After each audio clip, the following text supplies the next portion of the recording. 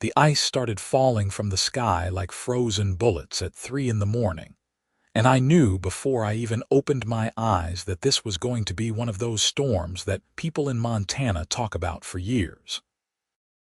I'm Brennan, and I run a small ranch just outside of Bozeman where I breed alpacas for their wool and occasionally offer horseback riding tours during the summer months.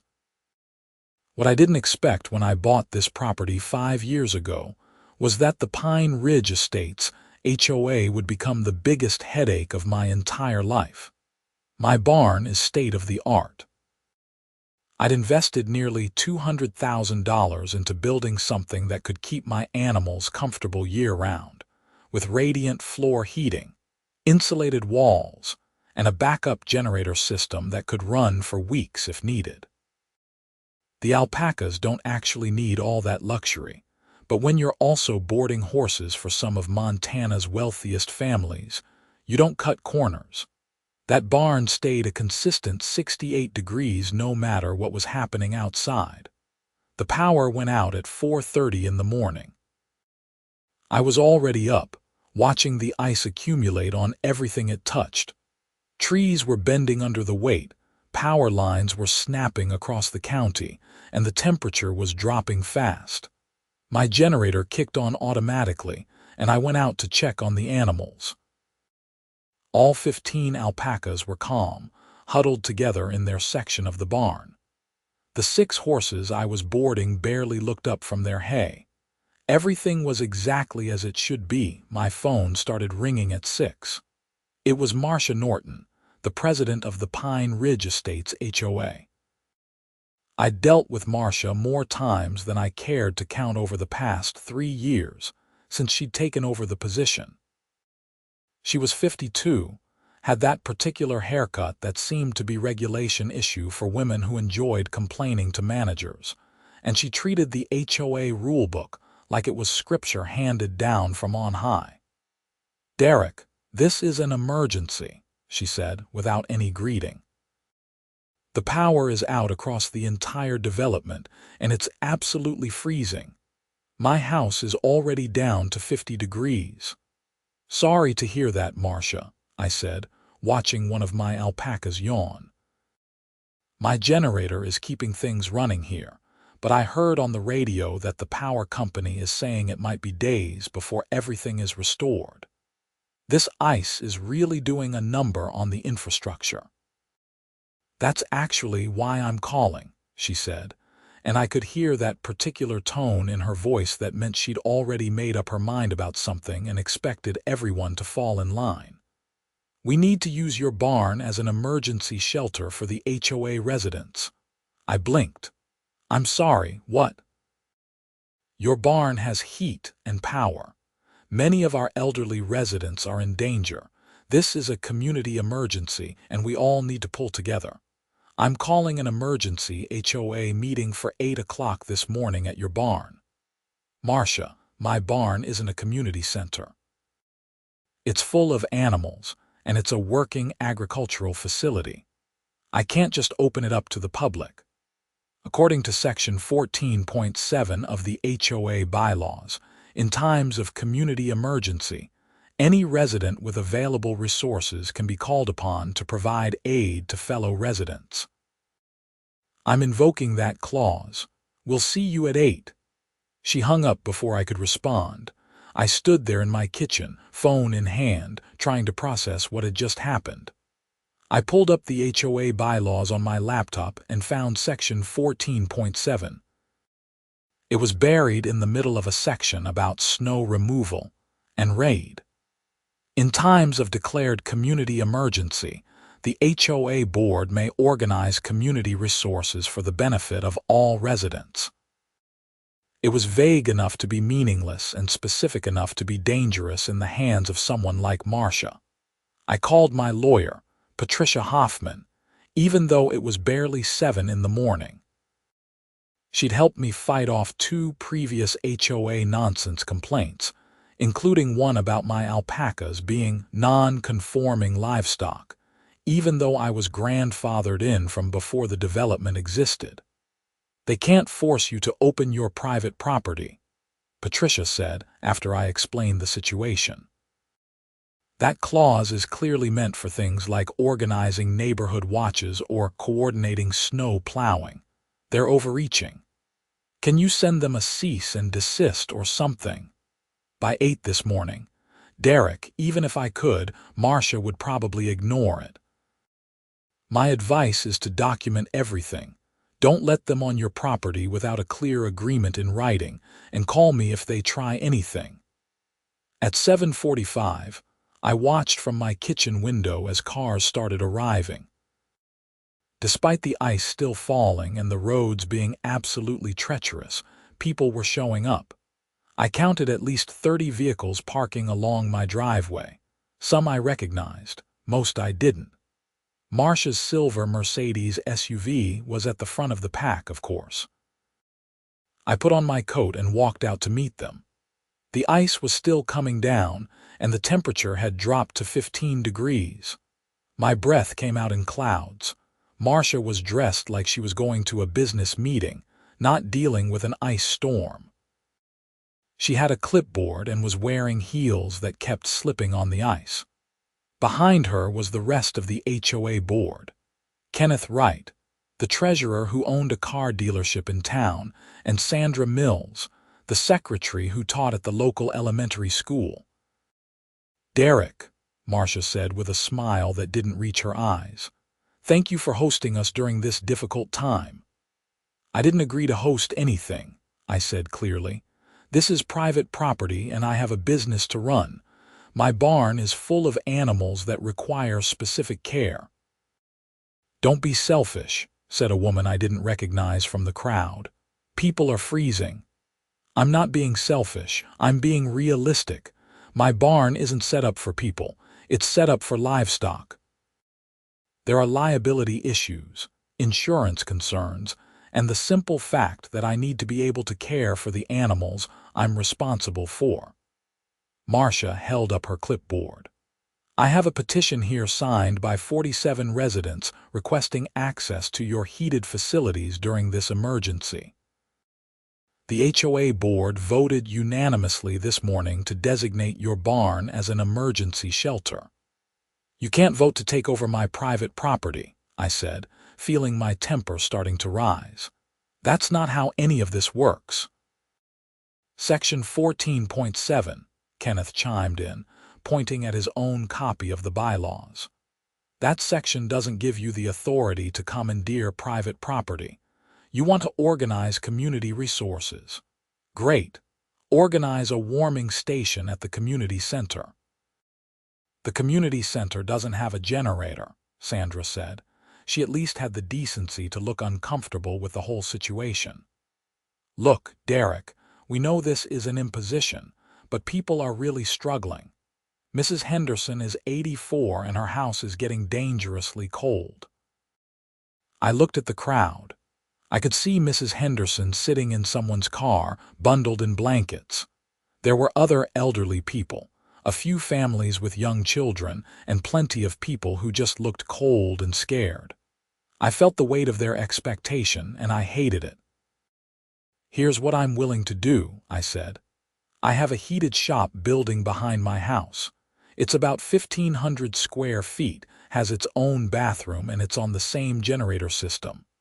I can open that up as a warming station, but my barn stays closed. Those animals are my livelihood, and I have legal and ethical obligations to the people who board their horses with me." Marcia's expression hardened. "That's not acceptable. Your barn is significantly larger and better equipped. We need proper facilities for potentially dozens of people who may need shelter for days. Then I suggest you contact the county emergency services. They have actual emergency shelters set up for situations exactly like this. There's one at the middle school in Bozeman." "That's 30 minutes away in good weather," Kenneth said. "These roads are death traps right now. And whose fault is it that you all drove out here in a storm instead of staying home and bundling up?" I was done being polite. "I offered you a reasonable compromise. You can use my shop building for free, but my barn is off limits. This isn't over, Marcia said, her voice dropping to something cold and threatening. The HOA has a responsibility to protect all residents, and we will pursue every legal avenue available to us. You're in violation of community bylaws, and there will be consequences. She turned and started herding people back toward their cars, though I noticed quite a few people were giving me sympathetic looks.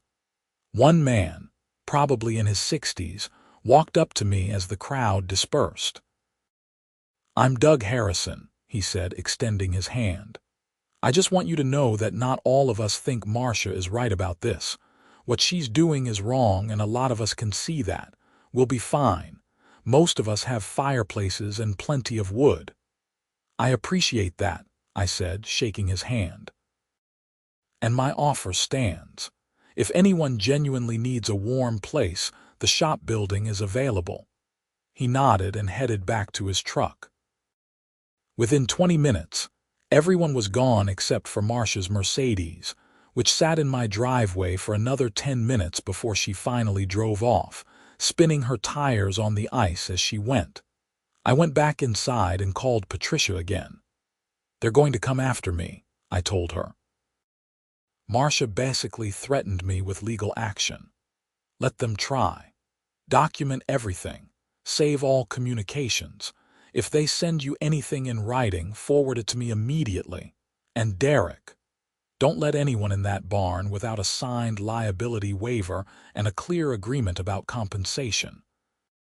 If they're trying to treat your facility as a public shelter, you have every right to charge accordingly." That last part stuck with me. I spent the rest of the morning doing research.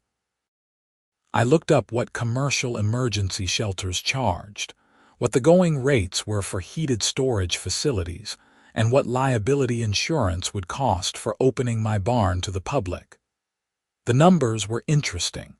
The ice storm continued all day. By evening, the power company was saying it would be at least 72 hours before power was restored to most areas. The temperature dropped to 8 degrees overnight.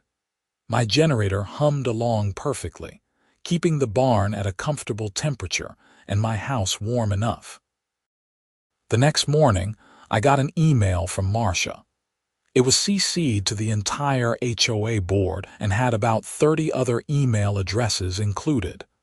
"Dear Mr. Brennan," it read. "This email serves as official notice that the Pine Ridge Estates HOA is fining you $500 per day for violation of Section 14.7, failure to cooperate during a community emergency. Additionally, you are being fined $200 for Section 8.3, failure to maintain community standards of neighborly conduct. These fines will continue to accrue daily until you comply with the HOA Board's emergency directive to open your barn facilities to residents in need. You have 24 hours to comply before we pursue legal action to compel your cooperation."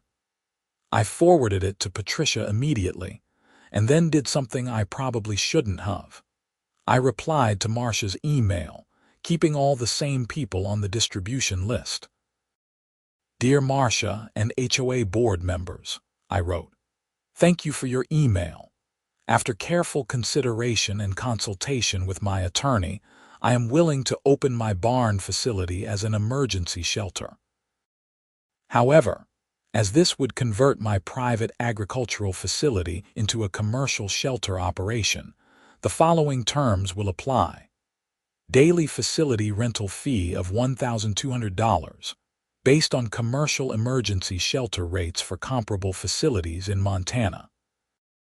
Liability waiver signed by all participants acknowledging the risks inherent in occupying a working barn facility with livestock present. Proof of adequate insurance coverage held by the HOA for any injuries or damages that may occur on the premises. Security deposit of $5,000 to cover any damage to the facility or disturbance to the animals. Additional fees of $250 per animal if any of my alpacas or boarded horses experience stress-related health issues as a result of the occupation. These rates are consistent with commercial emergency shelter operations and heated storage facilities of comparable size and amenities.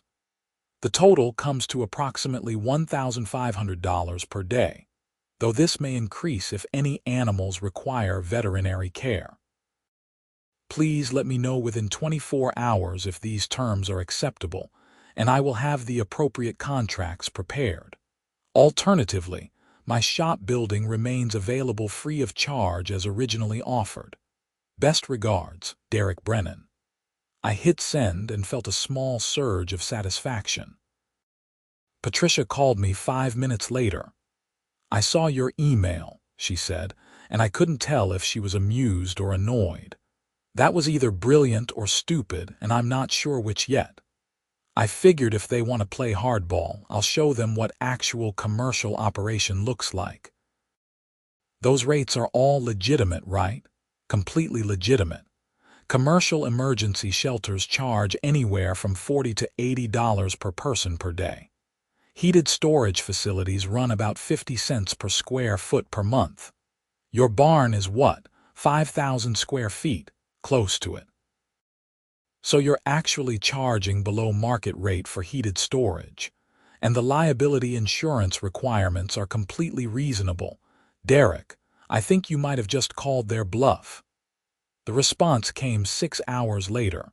It was from Kenneth, not Marcia, which was interesting. Mr. Brennan, these rates are unconscionable and exploitative during a community emergency. The HOA will not pay ransom for access to facilities that should be made available to neighbors in need. We are moving forward with legal action to compel your cooperation and to seek damages for your violations of HOA bylaws. I showed it to Patricia over the phone. Let them file, she said. They won't win, but Derek, be prepared for this to get ugly. Marcia doesn't strike me as someone who backs down easily. She was right. Over the next 2 days, while the ice storm continued and temperatures stayed in the single digits, I received 3 more letters from the HOA. The daily fines increased to $1,000. They threatened to put a lien on my property. They said they were reporting me to the county for operating a commercial facility without proper permits, which was absurd since I'd had all my permits in order for years. Then things took a darker turn. On the 3rd night of the storm, around 11 p.m., I heard vehicles outside. I looked out to see 2 pickup trucks pulling into my driveway. 6 men got out, and I recognized a couple of them from the first gathering. They walked straight toward my barn. I grabbed my phone and my shotgun and headed out. Montana is a stand-your-ground state, and I had every right to defend my property, but I really didn't want things to escalate to that point. That's far enough, I called out when they were about 20 feet from the barn door. I hadn't raised the shotgun, but it was clearly visible in my hands.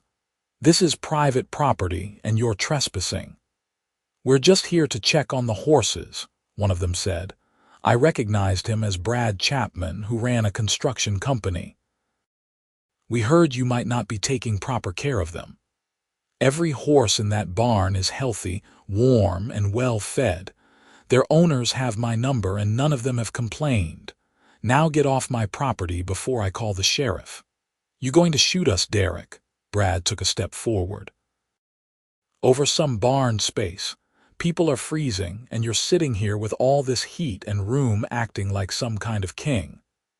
I'm going to defend my property and my animals from people who are trespassing and making threats. Last warning.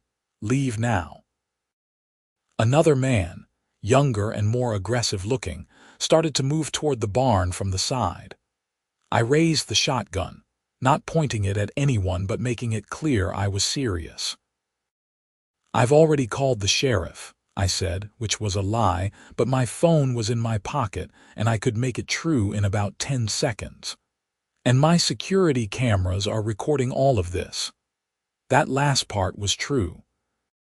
I'd installed cameras around the barn years ago after a couple of equipment thefts in the area. The men looked at each other, and I could see them weighing their options. Finally, Brad shook his head. "This isn't over," he said. "You can't hide behind your gun forever." They left, and I immediately called the sheriff's office. Deputy Martinez arrived 45 minutes later. The roads were terrible, and I appreciated that she'd made the drive. "You want to press charges for trespassing?" she asked after I showed her the security footage. "I want a record of it," I said.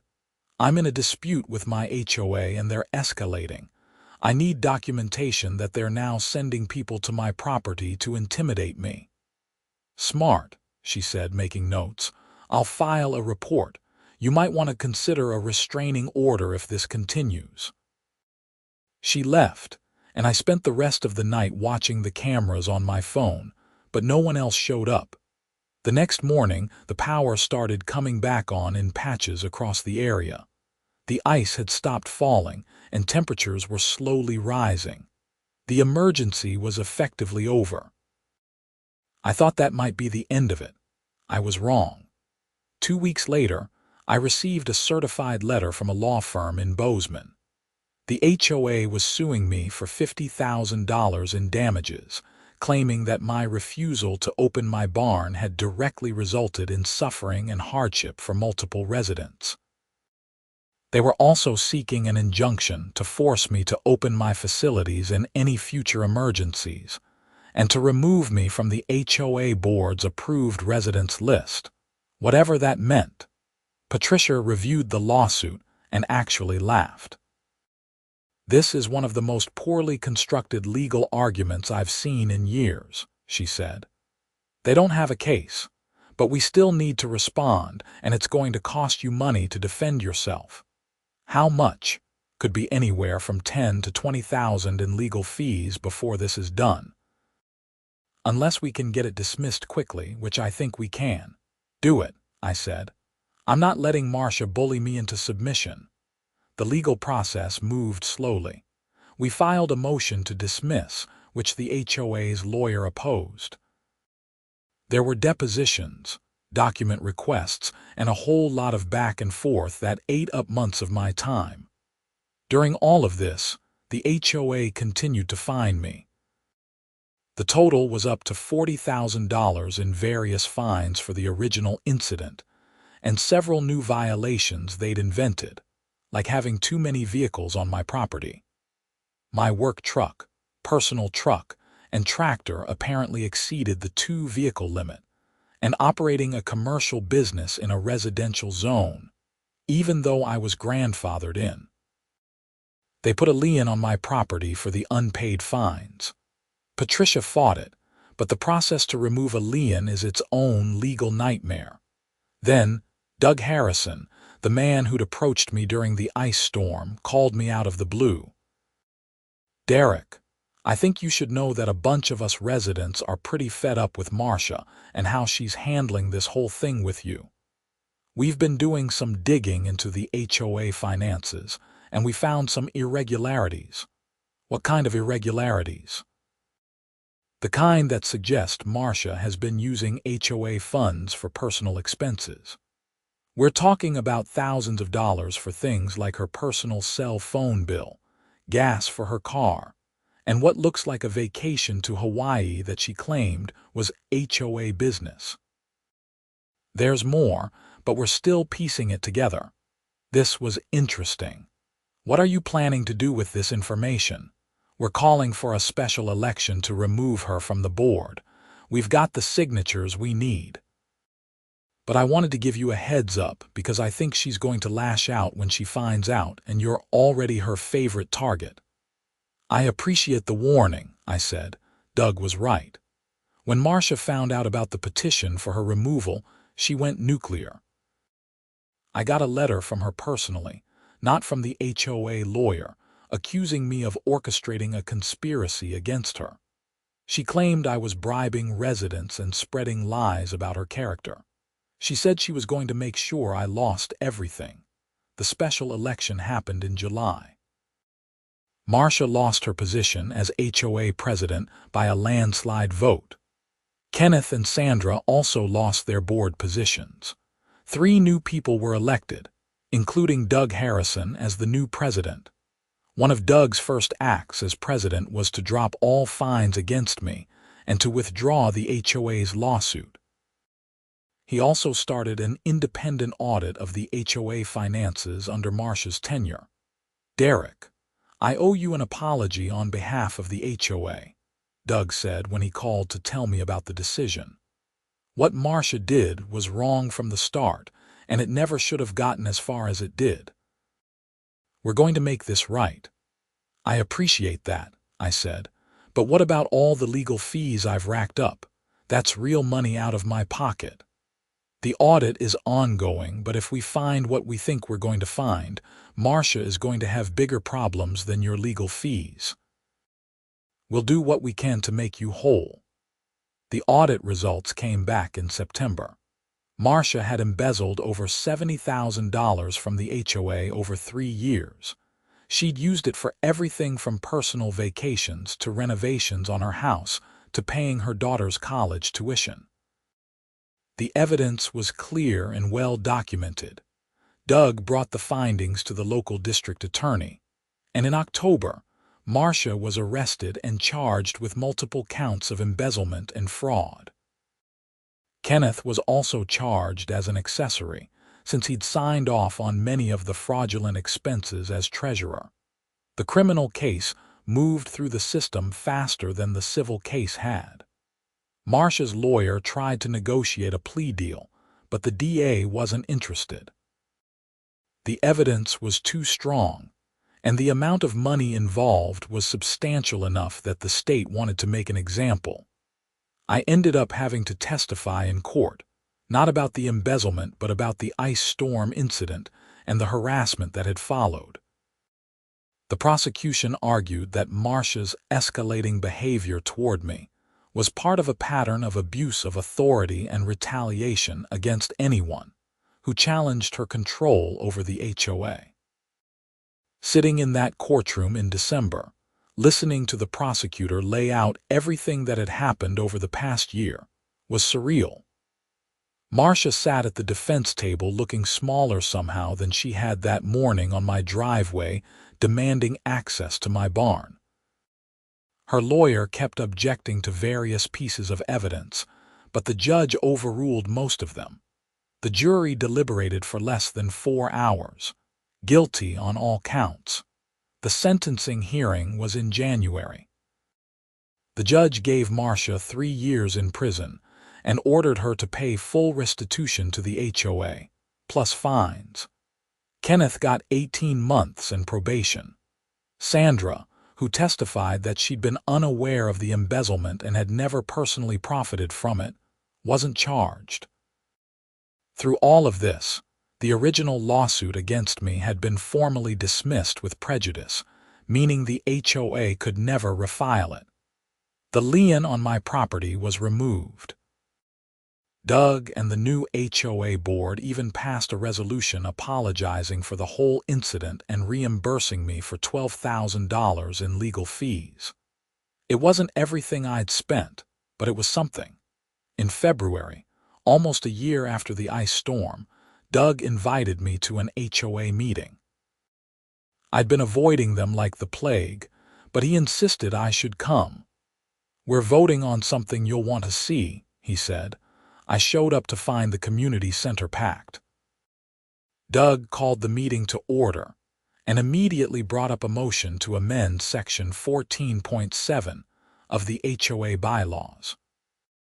The revised language makes clear that the HOA board can organize voluntary community resources during emergencies, but cannot compel any resident to provide private property or facilities for community use, Doug explained to the room.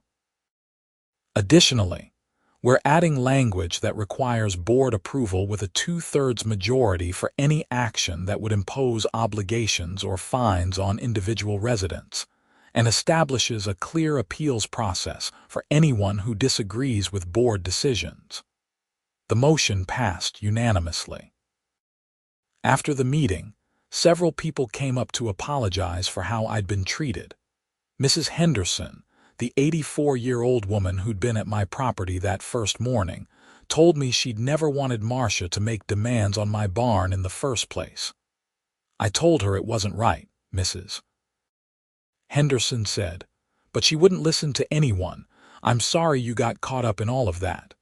It's over now, I said, and hopefully the new rules will keep something like this from happening again. Life slowly returned to normal. My alpaca breeding business was doing well, and the horses I boarded were all healthy and happy. I'd even picked up a few new boarding clients after word got around about how I'd stood up to the HOA and protected the animals during the whole mess. Patricia called me in March with an interesting update. Marcia's attorney is filing an appeal, she said. He's arguing that the sentence was too harsh given her age and lack of prior criminal history. Will it work? Probably not. The evidence was overwhelming, and 3 years for $70,000 in embezzlement is actually pretty lenient, but it might drag things out a bit longer. The appeal was denied in May. Marcia began serving her sentence at the Montana Women's Prison in Billings. Kenneth was already 6 months into his sentence at a minimum security facility. I was in my barn one evening in June, checking on a pregnant alpaca who was close to delivering when my phone rang. It was a number I didn't recognize. Mr. Brennan. This is Jennifer Chen from the Bozeman Daily Chronicle. I'm doing a story about HOA overreach and abuse of power, and your case with Pine Ridge Estates has come up several times in my research. Would you be willing to talk to me? I thought about it. Part of me just wanted to forget the whole thing and move on, but another part of me thought that maybe sharing what had happened could help other people dealing with similar situations. Yeah, I said, I'll talk to you. The article ran 2 weeks later. It was a long piece that covered not just my situation, but several other cases around Montana, where HOA boards had overstepped their authority. The reporter had done her homework, interviewing legal experts about the limits of HOA power and documenting multiple instances of board members using their positions for personal gain. My case was featured prominently, with the ice storm incident serving as the opening story. The article included quotes from Doug Harrison about the reforms the Pine Ridge Estates HOA had implemented, and from Patricia about what homeowners should do if they find themselves in similar situations. The key is documentation, Patricia was quoted as saying. Keep records of everything. Every email, every letter, every conversation, and don't be afraid to push back when an HOA oversteps its authority.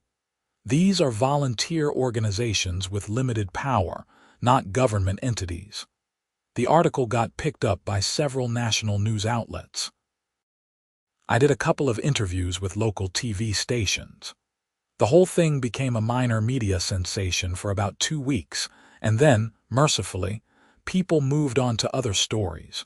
Through it all, my barn stayed exactly what it was supposed to be, a warm, safe place for my animals. The alpacas didn't care about HOA drama or legal battles or media attention. They just wanted their regular feeding schedule and their climate-controlled barn, which I was happy to provide. I was sitting on my porch one evening in August, watching the sun set over the mountains when a car pulled into my driveway. I didn't recognize the vehicle, but the woman who got out looked vaguely familiar. Mr. Brennan. I'm Sarah Henderson, Mrs. Henderson's granddaughter. I hope I'm not intruding. Not at all, I said, standing up. What can I do for you? My grandmother wanted me to bring you this. She handed me an envelope. She's been feeling guilty about the whole ice storm situation and wanted to make sure you knew how much she appreciated your offer of the shop building. She ended up staying with her sister in town, but it meant a lot to her that you were willing to help despite everything. I opened the envelope to find a handwritten note from Mrs. Henderson and a check for $500. "I can't accept this," I said immediately. "I didn't open the shop building for money." "She knew you'd say that. She told me to tell you that it's not payment, it's a thank you. She said you lost a lot more than that fighting the HOA, and this is just her small way of acknowledging what you went through." I looked at the check, then at Sarah, then back at the check. "Tell her thank you," I said finally, "and tell her she's welcome to visit the alpacas anytime she wants." "I give tours." Sarah smiled. "She'd love that. She used to have alpacas when she was younger, on a farm in Peru originally before moving here." After Sarah left, I sat back down on my porch and thought about everything that had happened over the past year and a half. The ice storm, the confrontation with Marcia, the lawsuit, the embezzlement charges, the trial, the media coverage. It had been exhausting and expensive and stressful in ways I never could have anticipated when I first bought this property.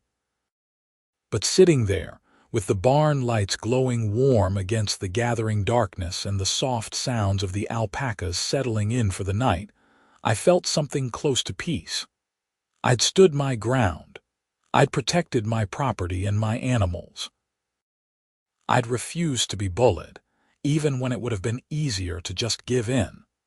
The new HOA board was doing good work, implementing real reforms and operating with transparency. Doug had even started a quarterly newsletter to keep residents informed about board decisions and finances. The neighborhood felt different now, more like an actual community than a fiefdom run by one power-hungry person. I never did cash Mrs. Henderson's check. I framed it instead and hung it in my office as a reminder that most people are fundamentally decent, even when systems and structures fail them. The HOA had been broken, corrupted by someone who saw it as a personal power base rather than a service organization. But once that corruption was exposed and removed, the community had come together to fix it. My alpaca business continued to thrive. I added 4 more animals to my breeding stock and expanded my wool operation. The horses I boarded were happy and healthy, their owners pleased with the level of care I provided. My barn stayed heated in the winter and cool in the summer, a model of modern agricultural efficiency. And every winter, when the first big snow started to fall, I made sure my generator was serviced and ready. Not because I was worried about another ice storm or another HOA confrontation, but because taking care of my animals and my property was what I did. It was who I was. The Pine Ridge Estates HOA still existed, of course. HOAs don't just go away. But under Doug's leadership, and with the new bylaws in place, it functioned the way it was supposed to, handling common area maintenance, organizing neighborhood events, and providing a framework for community cooperation. It didn't try to control people's lives or make demands on their private property. I even served on the Architectural Review Committee for a year, helping to approve plans for new construction and major renovations. It was boring work, mostly rubber stamping reasonable requests and occasionally asking someone to choose a slightly different shade of beige for their house trim. But it was also satisfying in its own way, being part of making the system work properly instead of fighting against it. One afternoon in late September, I was working in the barn when my phone buzzed with a news alert. Marcia Norton had been granted early release from prison after serving 16 months of her 3-year sentence. She'd apparently been a model prisoner and had completed various rehabilitation programs. The article mentioned that she'd moved to Arizona to live with family and was prohibited from serving on any HOA board as part of her parole conditions. I showed the alert to Patricia when she called later that day about an unrelated property easement issue. "How do you feel about that?" she asked. "Honestly, I don't feel much of anything. She served her time, at least part of it. She's gone from Montana. It's over. That's healthy, Patricia said. A lot of people would still be angry. I was angry for a long time, but anger is exhausting and it doesn't change anything. The system worked eventually. She was held accountable. The HOA got reformed. I got most of my legal fees back. It's not perfect, but it's justice. You've got a good perspective on it, Patricia said. A lot of my clients could learn from that. That winter was mild. We got snow, but nothing like the ice storm from 2 years before. The power stayed on, the animals stayed warm, and life continued in its normal rhythms. I found myself almost forgetting about the whole HOA drama for days at a time, which felt like its own kind of victory. In February, Doug called to ask if I'd be willing to speak at an HOA conference in Billings about my experience and the reforms Pine Ridge Estates had implemented. There are a lot of communities dealing with similar issues, he said.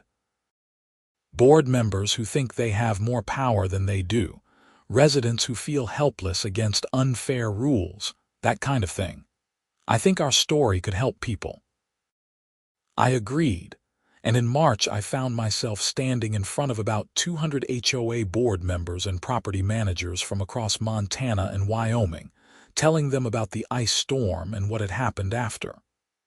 The thing is, I said toward the end of my talk, HOAs aren't inherently bad. They serve a real purpose in maintaining property values and providing community amenities. But they're also volunteer organizations run by regular people, and regular people can make mistakes. They can let power go to their heads. They can forget that they're supposed to be serving their neighbors, not ruling over them. I talked about the importance of clear bylaws, transparent financial management, and checks on board authority. I talked about documentation and knowing your rights as a homeowner. I talked about the difference between reasonable community standards and overreach. The response was overwhelmingly positive. Several people came up afterward to share their own stories of HOA problems and to ask advice. A few board members thanked me for the perspective and said they were going to review their own bylaws and processes. Driving home from Billings that evening, I felt like maybe something good had come from all the stress and conflict of the past 2 years. If even a few HOAs reformed their practices, or a few homeowners felt empowered to stand up against unfair treatment, then maybe it had all been worth something. Spring arrived with its usual chaos of new births and new growth. 3 of my alpacas gave birth to healthy babies, and my wool production was up 20% from the previous year. I hired a part-time helper, a college student named Marcus, who was studying agricultural science and wanted hands-on experience with livestock management.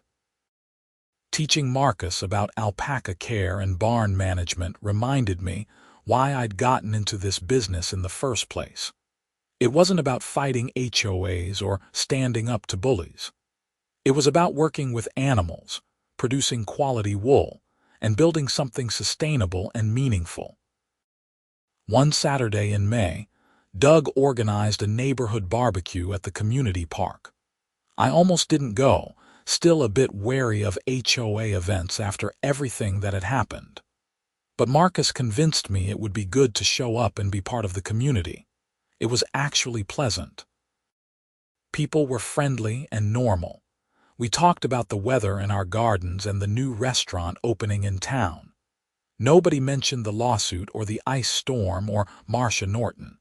It was just neighbors being neighbors, which is all an HOA should really facilitate anyway. Mrs.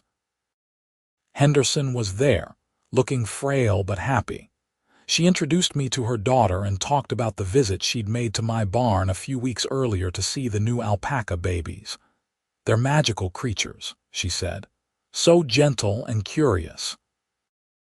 Derek gave me a whole bag of their wool and I've been spinning it into yarn. It's the softest thing I've ever worked with. Her daughter smiled at me. You've made her whole year with those visits. She talks about your alpacas constantly. She's welcome anytime, I said. Seriously. The animals love the attention. As the sun started to set, and people began packing up their grills and folding chairs, I found myself talking with Doug about the state of the HOA. We've stabilized the finances, implemented all the reforms, and I think we've got a good board that's actually interested in serving the community, he said. But I'm not going to run for president again next year. I've done what I set out to do, and it's time for someone else to take over. You've done a good job, I told him. The neighborhood is better for it. Thanks, and Derek, I'm sorry again for how everything went down. You shouldn't have had to go through any of that. It's in the past, I said. We all move forward from here. Driving home that night, past the neat houses and manicured lawns of Pine Ridge Estates, I felt something I hadn't felt in years. I actually liked living here. The neighborhood wasn't perfect, but it was home. The HOA wasn't an enemy anymore, just a boring administrative necessity that handled snow plowing and maintained the park. My barn was still my sanctuary, the place where I did my best work and found my greatest peace. The animals didn't care about property values or community standards or bylaws. They cared about food and warmth and gentle handling, which I was happy to provide. As summer progressed into fall and then winter again, life continued in its rhythms. I paid my HOA dues without complaint. I followed the reasonable rules about lawn maintenance and exterior paint colors. I even volunteered to help with the neighborhood Christmas lights display, stringing lights on the community center and the entrance sign. The ice storm and everything that followed became just another story, something that had happened but didn't define me or my relationship with my community. I'd stood up for my rights and my property, and that had been important. But equally important was knowing when to let go of anger and resentment and just live. My barn stayed warm through another winter, another spring, another summer. The alpacas produced their wool, the boarded horses stayed healthy, and I built a good life doing work I loved on property I owned. The HOA functioned quietly in the background, exactly as it should. And if another ice storm ever hit Pine Ridge Estates, I knew my barn would stay warm and my animals would stay safe. I also knew that if someone really needed help, I'd offer what I reasonably could.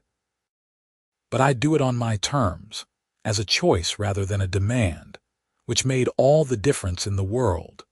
The story of the ice storm and Marcia Norton's overreach became something I occasionally told at parties or when someone asked about my property. It was a good story with clear villains and a satisfying ending, but it wasn't my whole story, just a chapter in the larger narrative of building a life and a business in Montana. Years passed. The HOA continued under new leadership. Mrs. Henderson eventually passed away peacefully at 91, and her family asked if they could scatter some of her ashes in my alpaca pasture because she'd loved visiting the animals so much. I said yes, of course, and her whole family came out for a small ceremony one sunny afternoon. The reforms Doug and I and others had fought for stayed in place. New residents joining the community benefited from clearer bylaws and better oversight of board authority. The neighborhood maintained its property values and its sense of community without anyone having to sacrifice their fundamental rights or property. My barn stood as it always had, a testament to good construction and proper planning. The heating system I'd invested in kept running efficiently year after year. The animals thrived in their climate-controlled environment, and I never once regretted the investment, even though it had inadvertently put me at the center of an HOA conflict that changed my life. Looking back on everything now, from the perspective of time and distance, I can see how much I learned from that experience. I learned about standing firm in the face of pressure. I learned about the importance of knowing your rights and documenting everything. I learned that systems can be broken but also reformed.